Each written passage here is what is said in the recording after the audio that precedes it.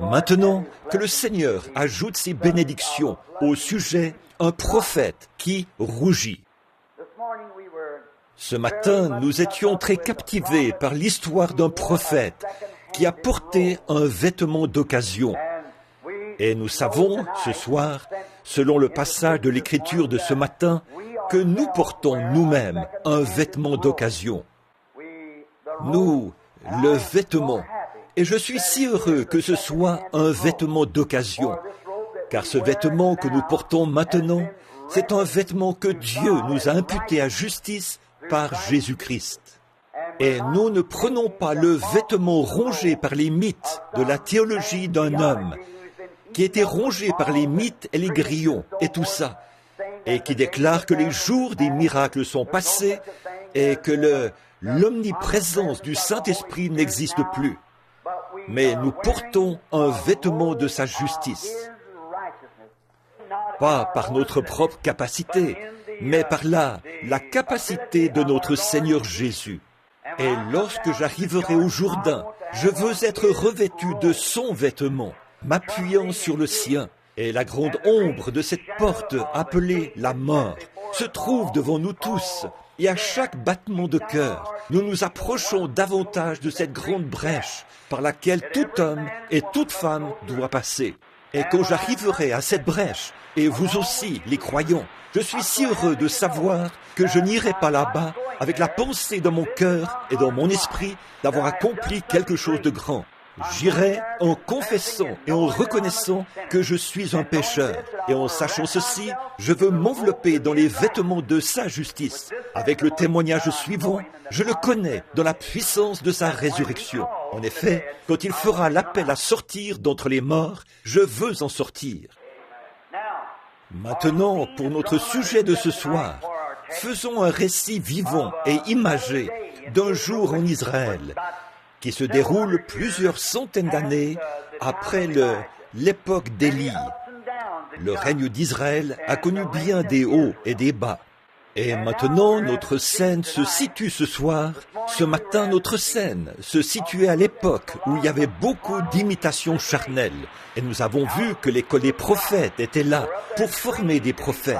Et ils étaient si naïfs qu'ils ne pouvaient même pas comprendre la puissance de Dieu. Ils pensaient que la puissance avait fait monter Élie et l'avait projeté sur la montagne quelque part. Et ils ont envoyé une équipe pour aller à sa recherche. Pourtant, Élisée, lui, savait très bien que Dieu l'avait emmené dans la gloire, car il n'était plus. Dieu l'avait enlevé et il a échappé à la mort en rentrant à la maison auprès de Dieu, sur un char de feu et des chevaux de feu. Et alors, nous avons vu que leur séminaire et les œuvres de leur propre théologie ne fonctionnaient pas. Il fallait l'élection et l'appel de Dieu pour faire un prophète de Dieu. Et maintenant, ce soir, nous trouvons Israël dans un état rétrograde. Israël avait ses hauts et ses bas. C'était le type même de l'Église d'aujourd'hui. Parfois, ils étaient dans les hauteurs. Ensuite, ils se trouvaient en bas, dans la vallée. Voilà ce qu'il faut pour nous faire apprécier les bonnes choses. C'est ce qu'on appelle la loi de contraste. L'homme noir d'Afrique n'a jamais su qu'il était noir, que sa peau l'était, avant de voir David Livingstone. Et il a dit, là, il s'est rendu compte que sa peau était noire, parce que celle de Livingstone était blanche. C'est un contraste. Vous ne sauriez jamais apprécier le jour si vous n'aviez pas la nuit. Vous ne sauriez jamais apprécier la lumière du soleil si vous n'aviez pas de jour nuageux. Vous ne sauriez jamais apprécier la justice s'il n'y avait pas d'injustice. Vous ne sauriez jamais apprécier la bonne santé à moins d'avoir connu une santé délabrée, une mauvaise santé. Ce ne sont que...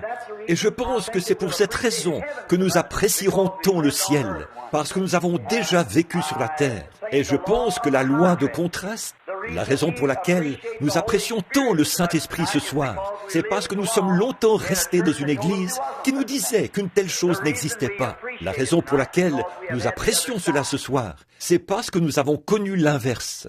Et Dieu a voulu qu'il en soit ainsi, parce que son peuple a connu ses hauts et ses bas. Vous ne sauriez jamais apprécier le sommet d'une montagne, à moins d'avoir été dans la vallée. De même, vous ne sauriez jamais apprécier une bonne eau si vous n'en aviez pas déjà bu une mauvaise. Et puis tout au long, Il s'agit d'une loi de contraste. Là, Israël était dans l'un de ces états rétrogrades. Et quelle chose ils avaient fait? Or, Israël était un peuple choisi, élu, sélectionné, car Dieu avait choisi Israël dans un but précis. Le sang d'Israël devait être le sang le plus pur, parce que de cette lignée viendrait le Messie lui-même. Tout au long de l'Ancien Testament, Dieu est apparu dans l'homme.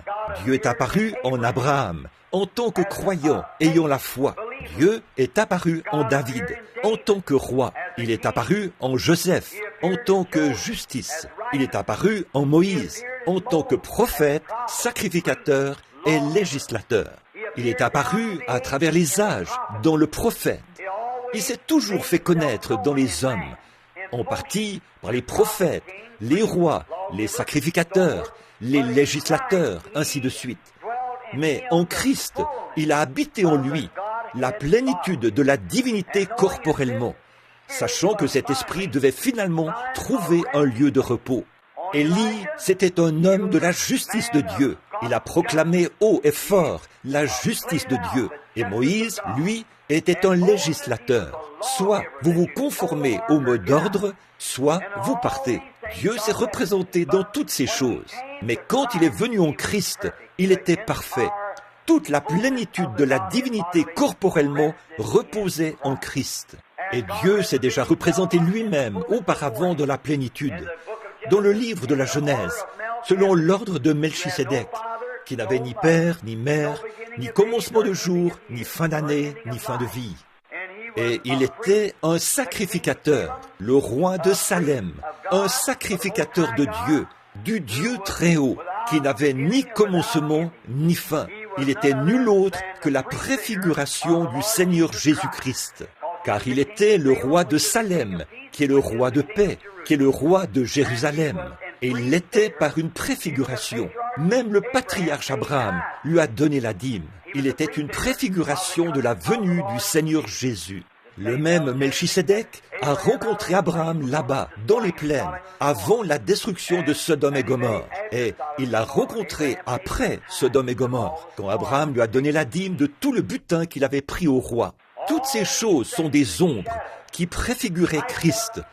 Et maintenant, toutes les ombres des saints de l'Ancien Testament, leur haut et leur bas, étaient une ombre et un type, des exemples pour nous aujourd'hui. Alors, nous voyons qu'Israël ne devait pas faire de mariage mixte. Ils devaient se marier entre eux. Un Israélite ne devait jamais se marier avec quelqu'un des nations, car ils devaient garder leur sang pur. Et même, jusqu'à ce jour, je crois que le sang juif est le sang le plus pur sur la face de la terre aujourd'hui. C'est le sang juif. Ils sont toujours à la recherche de ce Messie, mais nous savons qu'il est déjà venu, et leurs yeux étaient aveuglés, afin que, par Christ, nous ayons une chance de nous repentir.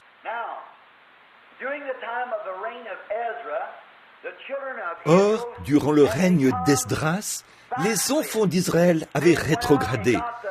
Ils étaient allés prendre des femmes moabites, et ils avaient pris les femmes des Amoréens et des Phérésiens et de bien d'autres nations. Et non seulement avaient-ils épousé ces dernières, mais ils commettaient fornication avec elles, l'impureté, contaminant ainsi le sang même, qui est le ruisseau de la vie.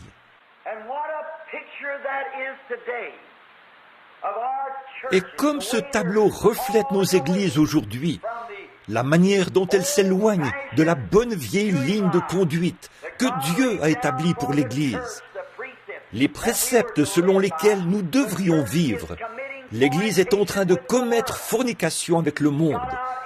Elle est allée dans le monde et s'est mise à flirter avec le monde. Alors, cela avait tellement mis le prophète dans l'embarras que lorsqu'il s'est présenté devant Dieu, son visage a rougi.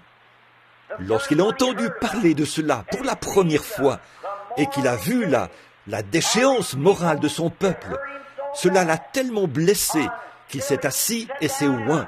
Il s'est arraché les cheveux et la barbe. Et il avait le cœur gros lorsqu'il était devant le Seigneur en prière. Ensuite, quand le sacrifice du soir a été offert, il est entré dans le temple et est tombé à genoux et a rougi devant Dieu à cause des péchés du peuple. Maintenant, ce n'est pas à cause des rues malfamées du quartier des prostituées qu'il a rougi. Ce n'est pas à cause des ivrognes dans les lieux malfamés qu'il a rougi, quoique ce soit une très mauvaise chose. Mais c'est à cause du péché des élus qu'il a rougi. Et ce qu'il nous faut aujourd'hui, c'est davantage de prophètes qui ont assez de Dieu dans leur cœur pour rougir dans la présence de Dieu à cause des péchés des gens qui prétendent être le peuple de Dieu et qui se conduisent comme ils le font. Comme nous avons couvert ce lieu de honte, la moralité de notre peuple, ce n'est pas un sujet facile à aborder. Je pourrais penser à beaucoup d'autres sujets qui seraient plus faciles à aborder.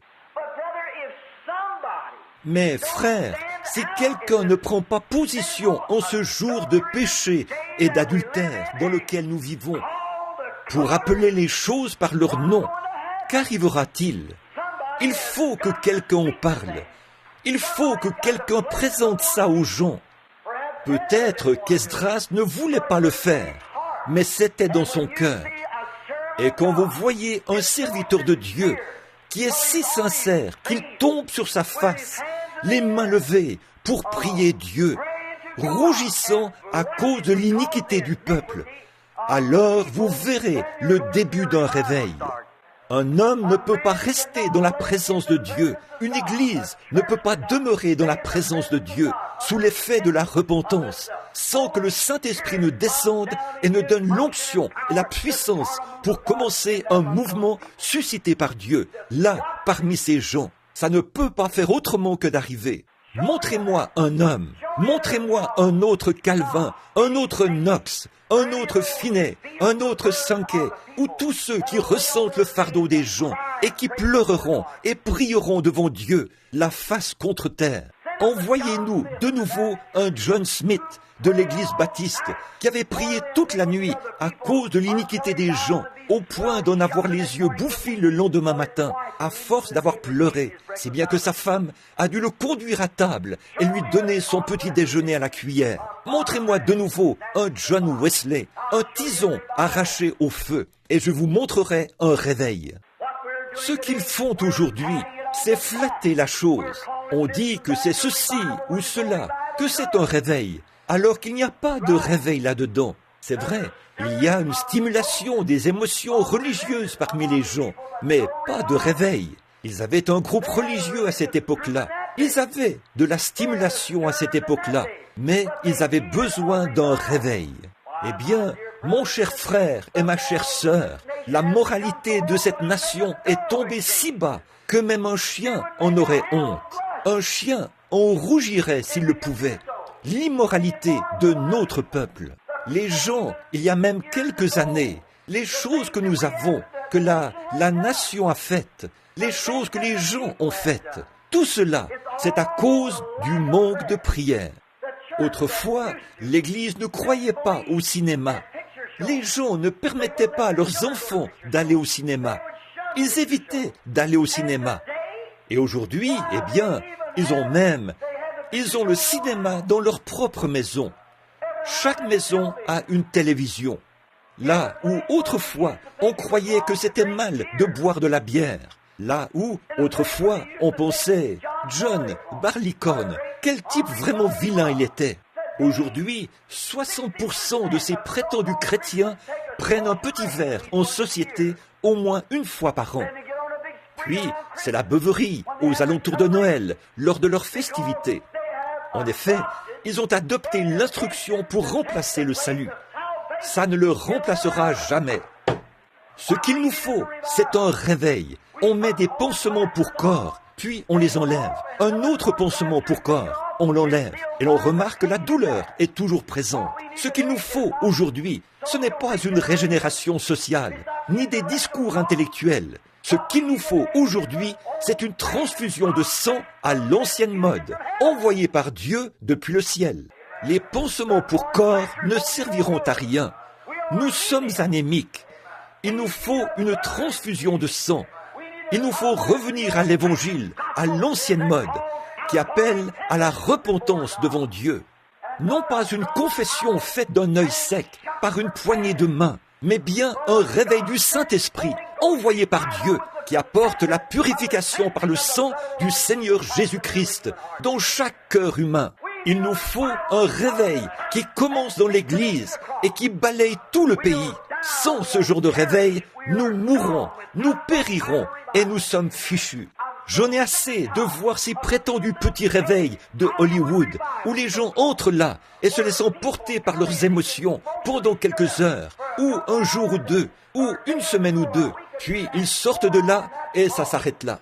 Frères, vous pouvez être emballé par un réveil, vous pouvez avoir des émotions, vous pouvez avoir de bonnes intentions, toutes ces choses sont bien, mais nous n'avons pas besoin de ça aujourd'hui. Nous avons besoin du baptême du Saint-Esprit pour changer les émotions, l'intellect, les points de vue, les habitudes et la vie des gens, pour les remettre de nouveau sur le bon chemin. En dehors d'une transfusion de sang du calvaire, toutes nos réformes ne nous serviront absolument à rien. Nous n'avons pas besoin d'une ONU. Nous avons une ONU là-bas. Et que font-ils? On n'y invoque jamais le nom de Dieu. Ils ont peur de l'invoquer. Un jour, un groupe d'ecclésiastiques a posé la question « Pourquoi ne font-ils pas de prière ?» On leur a répondu « Cela pourrait offenser quelqu'un d'autre, l'un de ceux qui ne croient pas en Dieu. » Oh, ce qu'il nous faut, c'est un réveil. Peu importe qui cela pourrait offenser, nous devons prêcher l'Évangile et montrer ce qui est en nous. C'est vrai, je ne vous donnerai pas le moindre sou pour tout programme qui exclut Dieu, que ce soit l'ONU ou un conseil des 4, peu importe ce que c'est. Tant que cette nation ne prend pas conscience du fait que, sans le sang de notre Seigneur Jésus-Christ, nous mourrons. Tant que les individus ne prennent pas conscience de la cause que nous sommes en train de mourir. La raison pour laquelle nous sommes en train de mourir, c'est parce qu'il nous manque l'original, le chemin, la solution, le remède que Dieu nous a donné au calvaire. Pas étonnant que cela fasse rougir un homme. Pas étonnant, un véritable prédicateur examine son assemblée, essaie de conduire les membres devant le trône de Dieu. Il les visite chez eux et les voit en train de fumer la cigarette, de se raconter des plaisanteries grossières, de donner des réceptions dans la cour de derrière, des beuveries. Elles marchent çà et là dans les rues, leurs jeunes femmes et celles d'un certain âge, et ainsi de suite. Et même grand-maman porte des petits shorts. Maman est là, dans la rue, un bébé dans ses bras, habillé de façon assez sexy pour attirer l'attention de n'importe quel contrebandier d'alcool qui se promène dans la rue. Et ces gens prétendent être chrétiens. Amener une telle personne dans la présence de Dieu ferait rougir tout véritable homme de Dieu. C'est vrai. Et le fait d'adhérer à l'Église et d'avoir une meilleure classe de gens, tout cela est devenu si ridicule. Il en était ainsi à cette époque-là, et il en sera ainsi aujourd'hui. Retournons à Dieu, non pas par une injection d'instruction, non pas par une injection de réforme religieuse, non pas par l'injection d'une théologie quelconque, faite de main d'homme, mais par un baptême du Saint-Esprit à l'ancienne mode, envoyé par Dieu depuis le ciel, au moyen d'une expérience pentecôtiste qui consume les choses charnelles. Elle remettra à l'intérieur le joyau qui était destiné par Dieu à être là, celui d'un fils et d'une fille de Dieu. Tant que nous n'aurons pas fait ça, frères et sœurs, nous aurons toujours ces femmes sexy, aux cheveux coupés, qui portent du maquillage, et des hommes qui boivent, qui fument et se disent chrétiens. Et c'est parce qu'ils ne savent pas faire autrement. En effet, dans leur cœur se trouve cette racine charnelle. Et il nous faut un nettoyage de l'Église, du sous-sol jusqu'à la chair. Amen. C'est exact. Ce qu'il nous faut aujourd'hui, ce sont des prophètes qui rougissent. Dieu, parfois les gens viennent dans la ligne de prière pour qu'on prie pour eux. Et ils ont l'air d'aller dans une maison malfamée. C'est vrai, elles viennent demander quelque chose à Dieu et ont l'allure d'une Jézabel. Ce qu'il nous faut aujourd'hui, c'est un grand ménage et quelque chose qui fait chaud au cœur. Des prophètes de Dieu qui se tiendront à la chair pour dénoncer ces choses, dire ce qui est bien et ce qui est mal, et prêcher l'Évangile sans faire de compromis, si bien que les pécheurs tombent par terre et pleurent jusqu'à ce que Dieu envoie le Saint-Esprit pour mettre de l'ordre dans leur vie. Amen. Nous savons que c'est vrai. C'est vrai. J'ai prêché ici il n'y a pas longtemps et j'ai dit que toutes les femmes de cette ville sont, d'une manière ou d'une autre, coupables d'adultère. Elles le sont. Les femmes se rendent ici, au centre-ville, et c'est à peine si elles peuvent s'acheter une robe sans qu'elles aient l'air d'avoir été versées là-dedans. Je ne suis pas ici pour... Il s'agit de ma propre église. J'ai le droit de prêcher ce que le Saint-Esprit me dit de prêcher. C'est vrai. Permettez-moi de vous dire ceci. Je ne vous critique pas, ma sœur, mais le Saint-Esprit ne vous enseigne-t-il pas différemment? Si ce n'est pas le cas, je regrette de vous dire que vous n'avez pas reçu le Saint-Esprit. C'est vrai. Le Saint-Esprit, ce n'est pas de crier. Le Saint-Esprit, ce n'est pas de danser par l'Esprit. Le Saint-Esprit, ce n'est pas de parler en langue. Le Saint-Esprit, c'est la justice. Oh Dieu! Donne-nous un réveil du Saint-Esprit, de la justice envoyée par Dieu. Ne vous rendez-vous pas compte que lorsque vous vous habillez comme ça, et que vous marchez dans la rue, et que les hommes vous regardent de la mauvaise manière, qu'au jugement, vous pouvez être aussi pur qu'un lys devant votre mari, mais au jugement, vous serez coupable d'avoir commis un adultère avec le type devant lequel vous vous êtes exhibé. Pas étonnant que cela fasse rougir quelqu'un, pas étonnant. Quel effet cela a-t-il sur Dieu, alors que la Bible déclare qu'au commencement, il s'affligeait d'avoir créé l'homme. Lorsqu'il a posé son regard sur les gens, au jour qui précédait la destruction antédiluvienne, le cœur de Dieu était affligé d'avoir créé l'homme. Que s'était-il passé? Les fils de Dieu virent que les filles des hommes étaient belles. C'était une perversion, c'était un désordre sexuel. C'est cette chose-là qui avait chassé les enfants de Dieu du jardin d'Éden. C'est cette chose-là qui avait provoqué le jugement de Dieu pour rétablir la paix sur la terre. C'est cette chose-là qui avait causé leur destruction. C'était ce même désordre entre les hommes et les femmes qui avait fait que Sodome et Gomorrhe soient envoyés au fond de la mer morte. Cela avait été annoncé par les prophètes. Cela avait été annoncé par le Seigneur Jésus, que ce qui arriva en ces jours-là arrivera de même avant la venue du Fils de Dieu. Nous regardons à ce jour-ci et nous voyons que l'Église ne prend pas exemple sur la Bible, sur Ruth et sur Naomi, sur Sarah et les personnages de la Bible. Mais ils prennent exemple, et c'est le cas des femmes de l'Église, sur Hollywood et les influences même du diable. Et nos gens qui se disent chrétiens vont là-bas et adoptent les modes de vie de cet homme mauvais. Ces disques d'Elvis Presley, ou comment il s'appelle, c'est l'une des personnes les plus illusionnées et les plus possédées du diable dont j'ai jamais entendu parler de ma vie. Arthur Godfrey et ces gens-là, et vous écoutez ces absurdités à la radio, et vous refusez d'entendre prêcher une prédication de l'évangile de la Bible.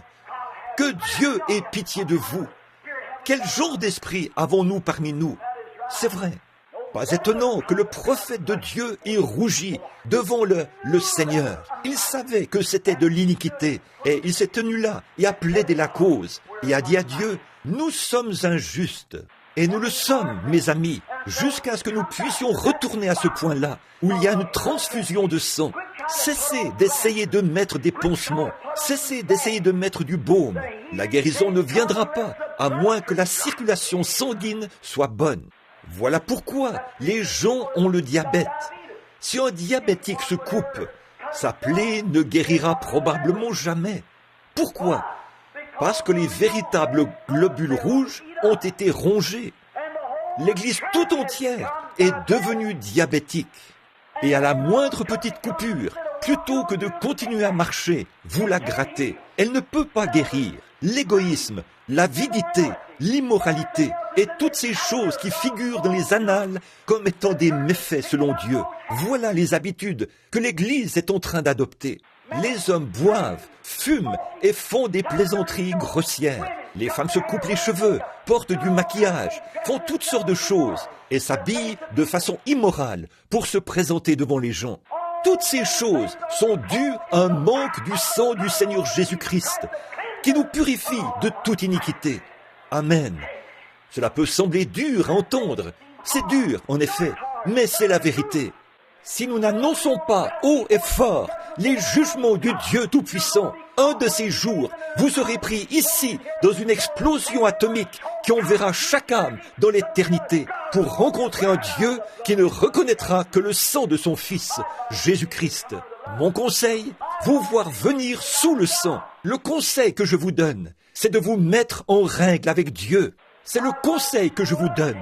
Eh bien, pourquoi n'arrivons-nous pas à avoir la foi? Pourquoi n'arrivons-nous pas à avoir de plus grandes guérisons que celles que nous avons? Pourquoi ne sommes-nous pas solidement bâtis? C'est parce que nous mettons des pansements pour corps. C'est parce que nous appliquons de l'adhésif. Nous mettons des morceaux de sparadrap.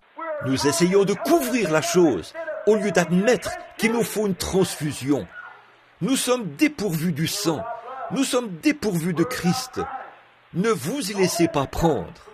Ne laissez pas le diable vous donner une tape amicale sur l'épaule et dire « Eh bien, je vais à l'église ». Le diable y va, lui aussi. C'est vrai, il y est allé, certainement.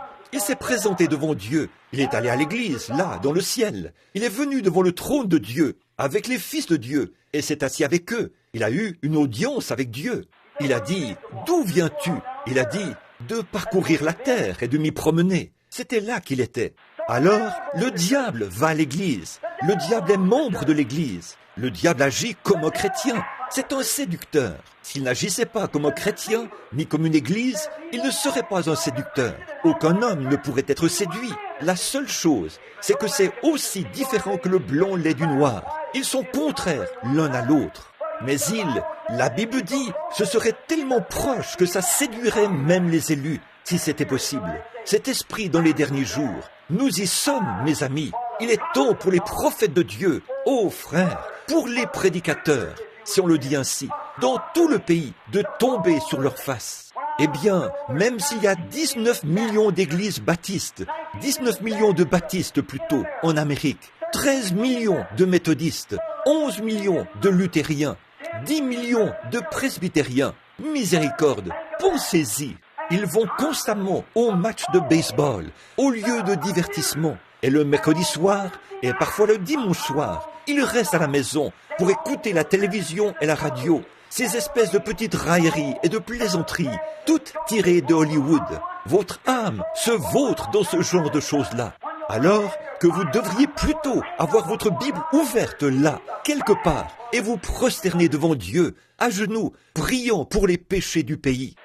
Et tout comme vous, je suis coupable. J'ai pris ma décision avec l'aide et la grâce de Dieu. Si notre Dieu me donne la force de le faire, je suis décidé à courir vers le but de la vocation céleste en Jésus-Christ, jusqu'à ce que la mort me libère.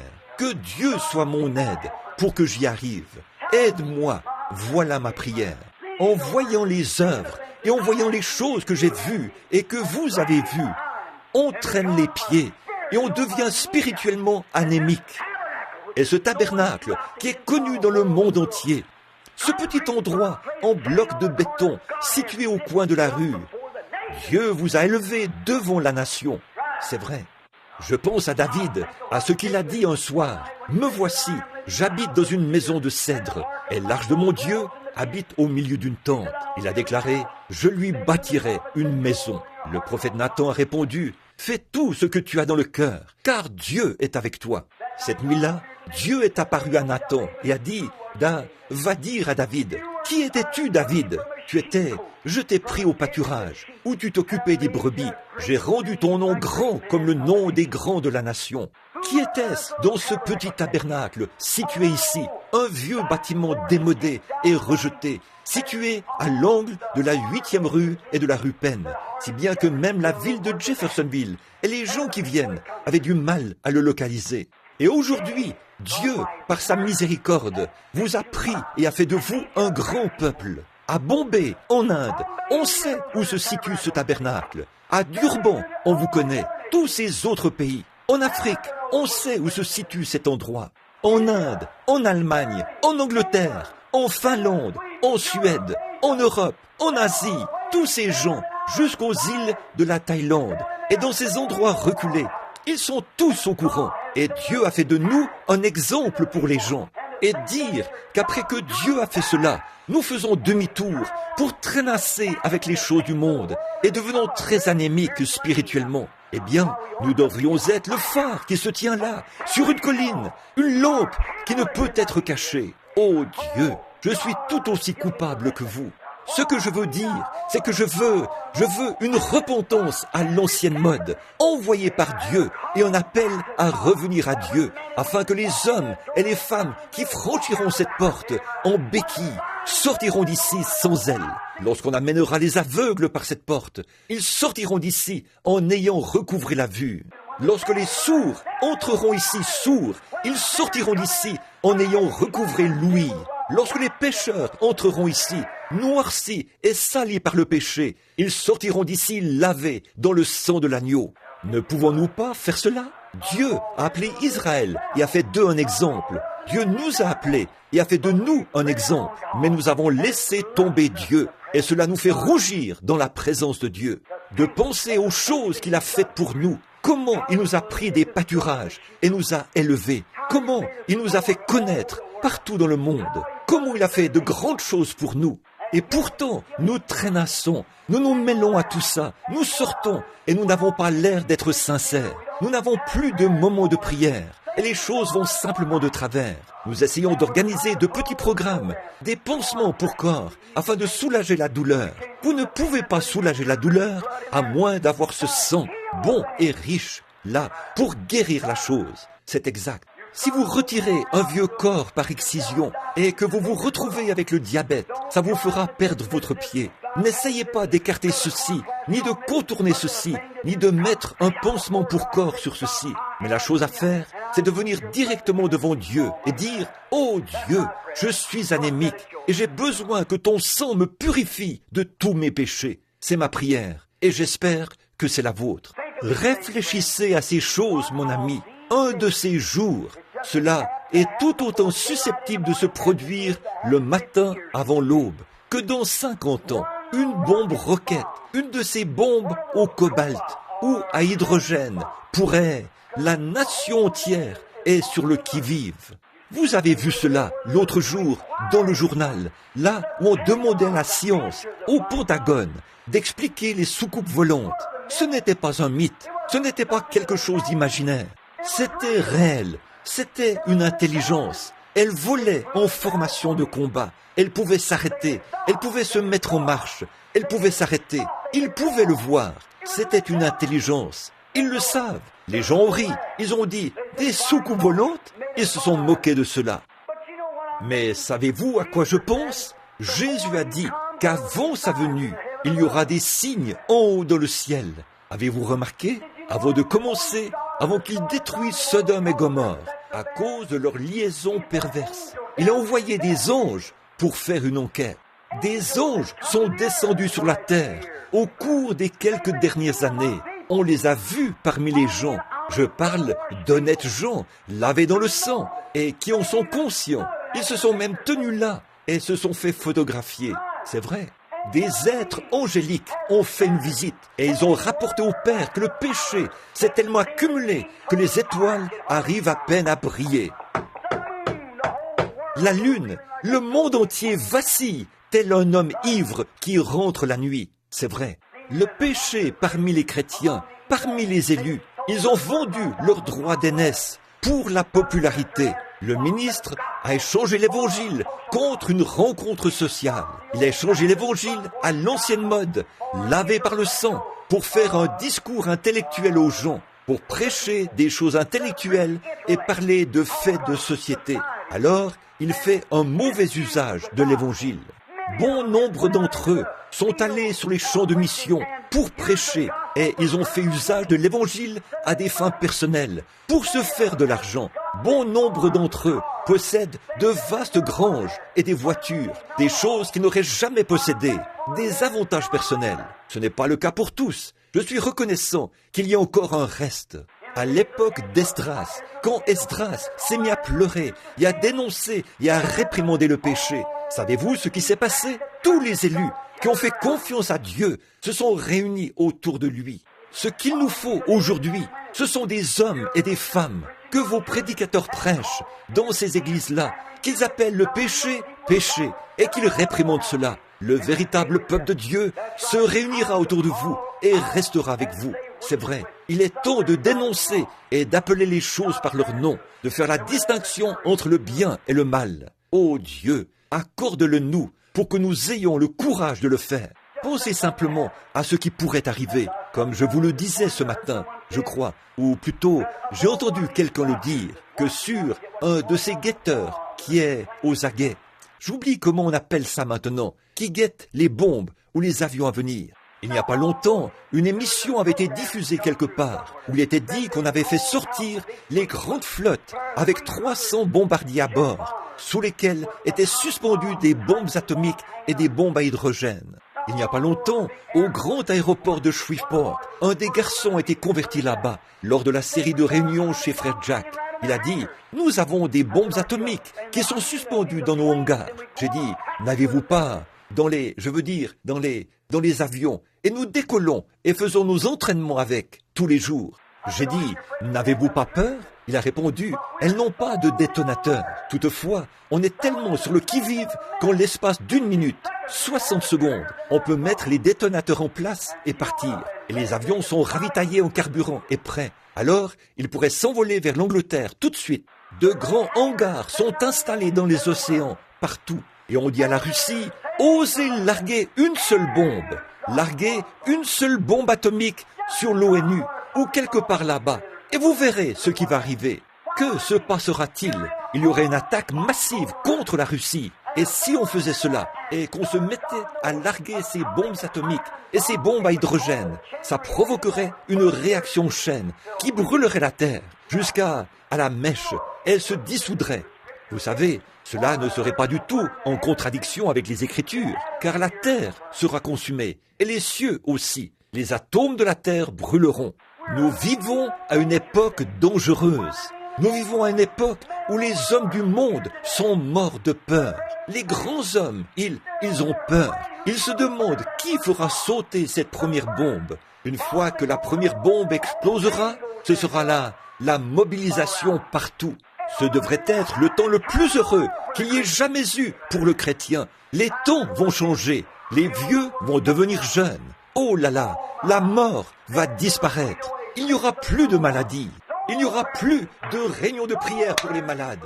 Il n'y aura plus de réunions de prière pour les perdus. Dieu viendra chercher les élus des 4 vents de la terre et les rassemblera sous ses propres ailes. Et nous vivrons et régnerons avec lui pour toujours dans son ciel. Oh mon frère, ma sœur, mon ami, si vous n'êtes pas préparé ce soir, puissiez-vous l'être en cette heure-ci. Je vous invite à venir à Jésus-Christ ce soir et à recevoir. Vous qui êtes différents, vous qui savez que vous n'êtes pas là où vous devriez être avec Dieu, je vous invite à venir à l'autel avec moi. J'invite chacun de vous à venir ici, et pas seulement pour dire des mots, mais pour rester ici, jusqu'à ce que Dieu ait purifié votre âme de tout ce qui n'est pas comme lui, jusqu'à ce que vous repartiez d'ici une nouvelle personne. Ne repartez pas d'ici en ayant sur vous un pansement pour corps, mais repartez avec une transfusion de sang qui purifie votre sang et qui vous donne une nouvelle vie et une espérance nouvelle. Repartez avec le baptême du Saint-Esprit. Repartez non pas en criant, non pas en dansant, non pas... Ces choses-là sont très bien, elles ont toute leur place dans l'Église, elles ont toute leur place dans la Bible. Mais ce dont je parle, c'est du Saint-Esprit, l'amour de Dieu. Un jeune homme me parlait l'autre jour. Sa mère, une chère femme, je connais cette femme, je l'ai rencontrée 1 ou 2 fois. Et elle a dit, « Oh chérie », a-t-elle dit à son garçon, « viens ici, je veux que tu regardes, j'ai de l'huile dans la main. » Eh bien, j'en ai aussi, c'est là que j'ai transpiré. Bon, elle a dit, « J'ai de l'huile dans la main. » Elle a dit, « Que penses-tu de cela ?» Et le garçon a regardé sa mère et il a dit, « Maman, je veux te demander quelque chose. » Elle voulait qu'il prie pour qu'elle ait une marche plus rapprochée avec Dieu. Et il a dit, « Quand l'huile est apparue dans ta main, cela t'a-t-il débarrassé de toute ta condamnation? Cela t'a-t-il donné une douce expérience avec Dieu lorsque l'huile... » Non, il a dit, « Alors, à ta place, je laisserai cela de côté. » Voilà tout. Oh, le monde religieux, les pentecôtistes, ils sont tous à la recherche du fantastique. Le monde instruit, soi-disant, le monde dénominationnel est à la recherche d'une grande solution qui peut améliorer leur dénomination et attirer encore plus de membres. 1 million de plus, vous savez. Et les nations sont à la recherche d'une sorte de service de police capable d'amener tout le monde à se soumettre et d'apporter la justice. Frères, cela ne vient pas par le fantastique du pentecôtisme, cela ne vient pas non plus par les organisations protestantes, ni par la hiérarchie catholique, cela ne vient pas non plus par les pentagones ou par le fait de tourner la page. Cela vient par une vie abandonnée à Jésus-Christ, par le moyen du baptême du Saint-Esprit. Si ce n'est pas ça, c'est faux. Prions. Je demanderai à notre sœur de venir à l'orgue là-bas, au piano en ce moment, alors que nous sommes en prière, pendant que chaque personne a la tête inclinée et que chaque personne est en prière. Je me demande en ce moment si vous pouvez mesurer votre esprit à la parole de Dieu. Êtes-vous en ordre? Après ce service, comme je vous l'ai dit, j'ai une belle-mère là-bas, à l'article même de la mort. Je dois aller la voir. Elle est mourante. J'ai d'autres amis que je connais d'ici, que je visite, qui sont à l'article de la mort. Des gens qui se sont déjà assis dans cette église. Oh, frères, sœurs, vous en arriverez là, vous aussi. Vous devez en arriver là. Or, vous dites, eh bien, je le sais bien, frère Branham. J'ai l'intention de réparer cette chose-là un de ces jours. Mais pour vous, il se peut que ce ne soit pas un de ces jours. Il se peut qu'aujourd'hui soit le seul jour. Cet homme était bien loin de se douter, alors qu'il venait de la Californie et qu'il se rendait dans le Michigan l'autre jour avec sa petite femme. Elle conduisait la voiture. Lui, il était à bord de la camionnette, en route vers leur nouvelle maison. Il venait de prendre sa retraite de la marine. Il était loin de se douter, quand il est parti ce matin-là, peut-être depuis un port de tourisme, que quelques minutes plus tard, son épouse et son bébé ne seraient plus que des cadavres. Mais là, un peu au nord de Henryville, leur voiture est entrée en collision avec un autobus. Et le conducteur avait fait que son véhicule a presque fait une mise en portefeuille. Mais ça a tué cette femme et cette petite fille. J'espère que le rame était en règle avec Dieu. Il y a quelques semaines, quand frère Wood et moi, nous nous sommes rendus à l'endroit où un avion s'était écrasé pas loin d'ici. Nous les observions alors qu'ils dégageaient des morceaux du corps de 8 hommes. Il y avait là des têtes, des jambes et des bras un peu partout. Ils ont ramassé un corps et les entrailles sortaient du corps de cet homme. Il s'agissait peut-être d'un brave homme, un homme célèbre de Chicago. Quand cet homme est monté à bord de cet avion ce matin-là, je me demande s'il avait eu de bonnes intentions le soir ou il s'était rendu à l'église. Le pasteur avait-il fait un appel à l'autel? Avait-il réprimandé le péché? Et cet homme avait-il eu une chance? Ou était-il sorti comme un animal? Cet homme était-il, aux yeux de Dieu, un fils de Dieu? Réfléchissez à ces choses, mes amis. Elles sont importantes. Non seulement sont-elles importantes, mais elles sont ce qu'il y a de plus important pour vous en cette heure-ci. C'est maintenant le moment où vous prendrez votre décision. C'est maintenant le moment où vous pourriez prendre votre décision dans cette vie pour la vie à venir. Puissiez-vous faire cela alors que nous prions. Père Céleste, dans la Bible, nous lisons ce que tu as dit au sujet du péché et de ceux qui le commettent et qui ne le confessent pas. Nous sommes conscients de ce que ça veut dire de mourir sans avoir connu Dieu. Nous le savons par expérience, car nous avons vu d'autres personnes partir. Ceux qui ont eu l'intention de faire quelque chose, mais qui l'ont trop longtemps remis à plus tard. Ô Dieu, ceux qui ont professé, mais qui n'ont pas possédé ce qu'ils prétendaient avoir. Ceux qui ont agi comme des chrétiens, mais qui, pourtant, n'ont jamais été chrétiens. Leur vie l'a démontré et leur mort l'a manifesté. Maintenant, Père, je te prie de parler à chaque cœur ici ce soir, et moi-même, Seigneur, pour avoir été lent à agir, pour toutes ces choses que j'aurais pu faire et que je n'ai pas faites. Je confesse mes torts. Je confesse les torts de ces gens. Je confesse les torts de cette nation. Je te demande d'être miséricordieux, Seigneur. J'ai là 3 jeunes enfants à élever, et nous vivons ici, dans un milieu hostile. Et, ô Dieu, il nous est inutile de prendre la fuite. Tu sais tout à ce sujet. Ô Dieu, je veux être en règle avec toi. Un jour, si ce n'est pas une bombe atomique qui nous tue, ce sera un accident. Si ce n'est pas un accident qui nous tue, ce sera une maladie. Quelque chose doit nous enlever la vie. Mais nous sommes si heureux de savoir qu'il y a un moyen d'échapper. Le nom de l'Éternel est une tour. Elle est juste, s'y réfugie et se trouve en sûreté. Ô Dieu, qu'un ami pécheur, ce soir, garçon, fille, homme ou femme, voit la porte ouverte, l'occasion et court vers Christ en cette heure même. Maintenant, alors que nous avons la tête inclinée, est-ce qu'il y a des gens ici, ou je sais qu'il y en a quelques-uns ici, qui voudraient dire, avec une main levée vers Dieu, j'ai honte de ma vie, et je voudrais confesser mes torts devant Dieu et implorer la miséricorde. Levez la main vers Dieu, que Dieu vous bénisse, que Dieu vous bénisse, que Dieu vous bénisse. Vous êtes nombreux, nombreux. Oui, il y a aussi beaucoup d'entre vous qui, que Dieu vous bénisse. Bon nombre d'entre vous, ici, ont professé le christianisme pendant longtemps et savent qu'ils ont manqué de se conformer aux exigences de Dieu et savent qu'ils font maintenant même des choses qu'ils ne devraient pas faire. Et vous continuez sans les confesser. Vous vous contentez de suivre le courant. Vous regardez le genre d'émissions que vous ne devriez pas regarder. Vous regardez ce genre de magazines et lisez des choses que vous ne devriez pas lire. Cela ne convient pas aux chrétiens. Vous écoutez ces plaisanteries dégoûtantes, ces histoires sales et ces grossièretés que vous savez que vous ne devriez pas écouter. Hommes et femmes, les deux. Vous connaissez des situations où vous auriez pu dire quelque chose, mais vous ne l'avez pas fait. Et peut-être êtes-vous coupable du péché d'omission. Je me demande si vous voudriez lever la main vers Christ pour qu'il soit miséricordieux envers vous et qu'il vous pardonne. Levez la main. Que Dieu vous bénisse, jeune dame. Alors que cette femme s'avance, qu'elle vient à l'autel pour les confesser. Levez la main vers Dieu. Que Dieu vous bénisse. C'est ça, monsieur. C'est ça. Que Dieu vous bénisse. Levez la main. Vous savez que vous avez mal agi. Je me demande si vous avez le courage, ce soir, de me rejoindre ici, à l'autel. Agenouillons-nous autour, ici, et disons, « Ô Dieu, sois miséricordieux envers nous tous. Nous avons besoin de toi. Que Dieu vous bénisse, madame. » De voir ces jeunes femmes venir, en pleurant, elles qui ont toute la vie devant elles. Elles sont à la croisée des chemins. Elles sont victimes des circonstances. Quoi donc ?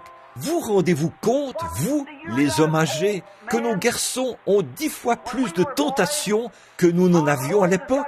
Sœurs, vous rendez-vous compte que votre fille a 10 fois plus de tentations que vous n'en aviez lorsque vous étiez jeune fille? Et qu'en sera-t-il de sa fille à elle?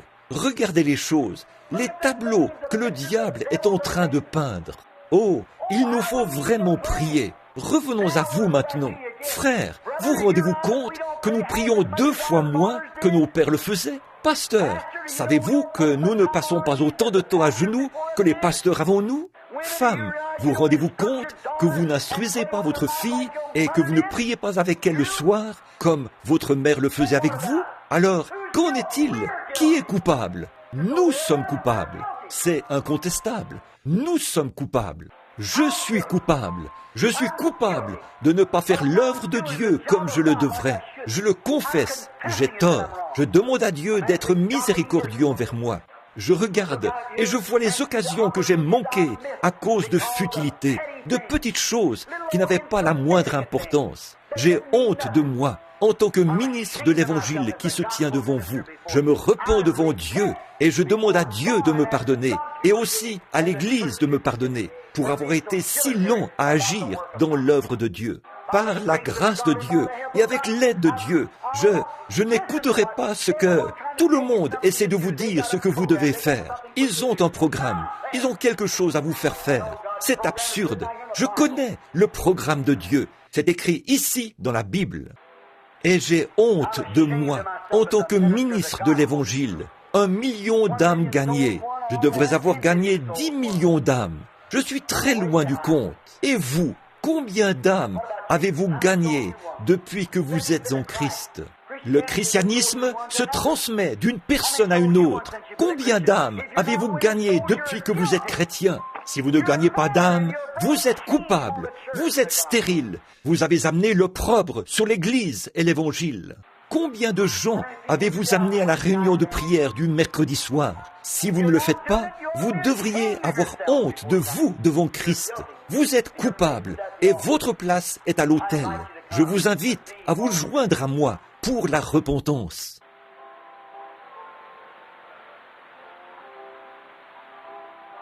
Alors, voulez-vous courber la tête et la garder inclinée un instant, alors que je ressens ma culpabilité, et voudraient me repentir, courbez simplement la tête. Notre Père céleste, je m'incline à cet autel et demande le pardon de mon péché. Je demande le pardon des péchés de ceux qui sont autour de l'autel. Je demande le pardon pour cette Église, pour le corps national et international de croyants. J'implore la miséricorde pour nous, puisque nous avons été si lents à agir en ce qui concerne les affaires du royaume. Je te demande de pardonner nos péchés et d'ôter nos transgressions. Et pardonne-nous d'avoir été si stupides. Pardonne la stupidité des gens. Nous n'avons pas été à la hauteur. Nous avons opté pour l'exercice corporel. Nous avons fait des choses que nous n'aurions vraiment pas dû faire. Nous avons vraiment péché devant toi. Et en cette réunion de dimanche soir, Père, alors que nous voyons rougir ce prophète de la Bible, nous rougissons aussi ce soir. Je rougis devant toi à cause des péchés des gens. Les gens, ma nation, mon peuple, j'ai eu honte d'eux, Seigneur.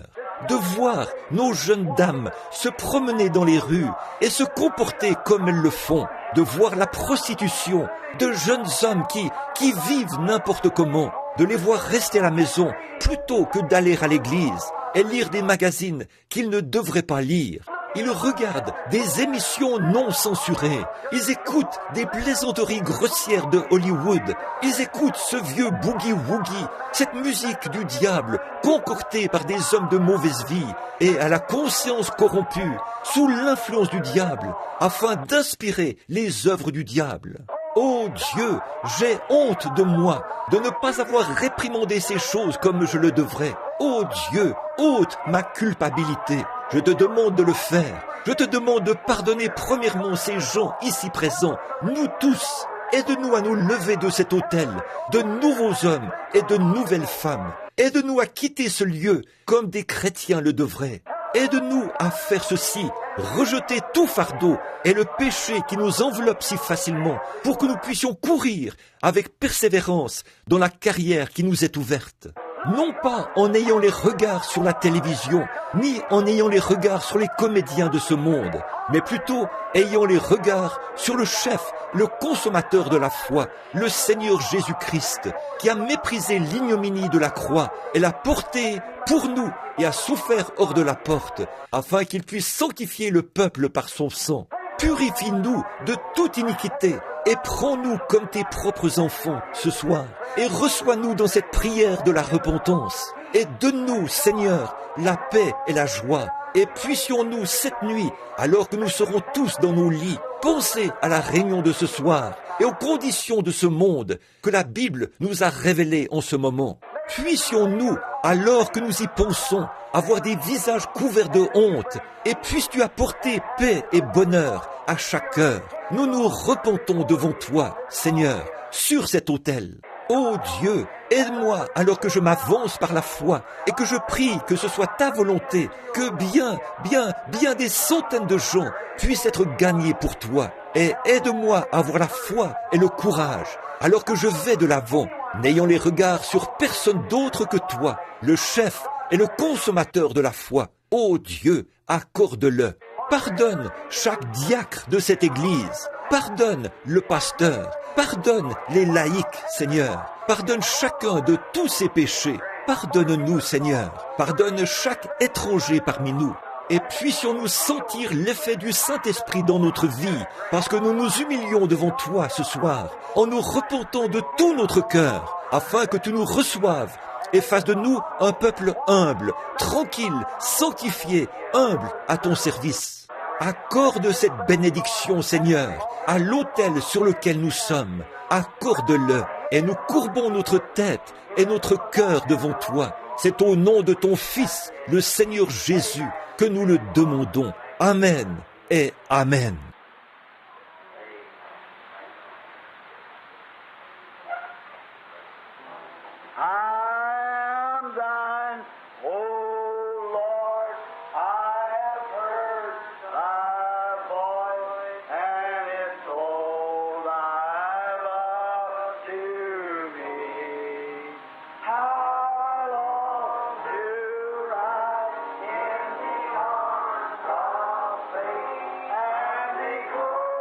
Closer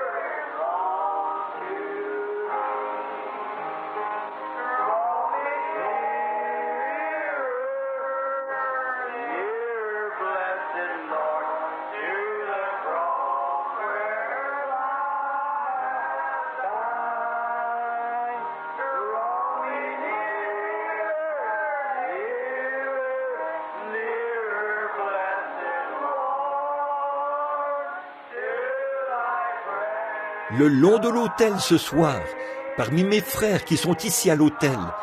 Je suis heureux de voir ce soir qu'il y a presque autant d'hommes que de femmes.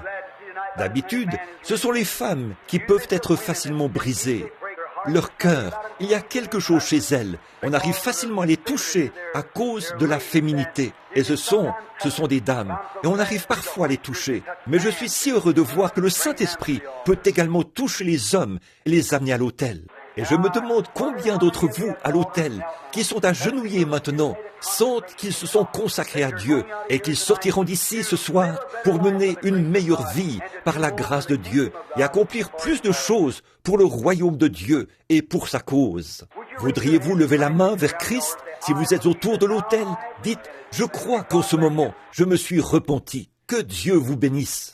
Combien d'entre vous, là, sentent que vous vous êtes repentis à votre place, que vous voulez mieux faire? Que Dieu vous bénisse. Maintenant, levons-nous. Vous, ici à l'autel, tournez-vous de ce côté-ci, si vous le voulez bien. Maintenant, vous qui êtes ici à l'autel, levez la main là-bas pour montrer que vous désirez qu'on prie pour vous, pour que vous puissiez avancer. Voulez-vous lever les mains pour l'indiquer à ceux qui sont dans l'auditoire? Très bien. Maintenant, vous, là, à l'autel, levez les mains pour montrer que vous aussi, vous désirez qu'on prie pour vous, pour que Dieu nous aidera à le faire. Que le Seigneur Jésus vous bénisse. Maintenant, n'oubliez pas le service du dimanche soir. As-tu un mot à dire, Frère Neville? Mardi et mercredi soir, où se trouve cette mission? 1628 West Market, mardi et mercredi soir prochain. Et puis, samedi et dimanche, je serai à Madisonville, au Kentucky, à l'auditorium là-bas. Et de là, nous irons à New York. Bon, la raison pour laquelle nous vous laissons partir de bonne heure, c'est parce que j'ai une belle-mère qui est très très malade et on réclame ma présence. Maintenant que... As-tu un mot à dire, Frère Neville? Rien. Courbons la tête un petit instant pendant que nous prions. Très bien. Lentement maintenant.